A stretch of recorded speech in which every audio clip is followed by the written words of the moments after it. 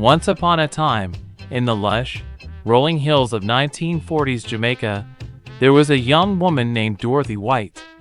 She was a hard-working farmer, tending to her fields with gentle hands and a warm heart. Her land stretched far and wide, bursting with ripe mangoes, golden yams, and sweet sugar cane. Every morning, she greeted the sun with a smile, her spirit as vibrant as the island itself. Not far from her, on a vast piece of land that seemed to touch the sky, lived Mr. Rose. He was a proud farmer, known across the parish for his rich, fertile soil and generous nature. His laughter was as hearty as the rain that refreshed his crops, and his eyes shone with kindness and quiet strength.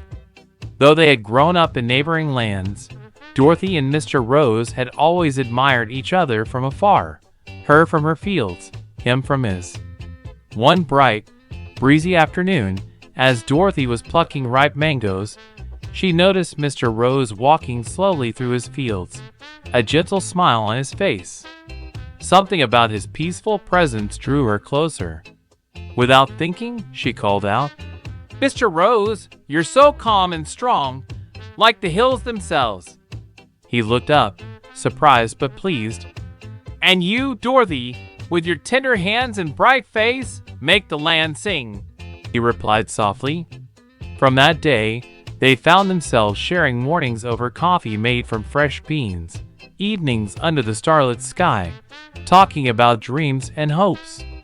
Their love grew like the mango trees, slowly but surely deep and sweet. It was a love rooted in respect, kindness, and the simple joy of sharing the land they both cherished. One evening, as the sun dipped low, casting a golden glow over the fields, Mr. Rose took Dorothy's hand in his.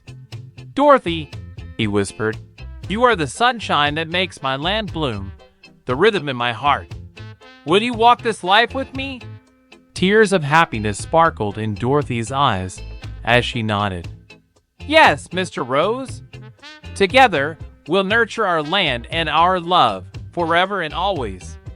And so, amidst the warmth of the Jamaican breeze and the bounty of their land, their love blossomed, a testament to the beauty of two hearts finding each other in the simple, divine rhythm of life.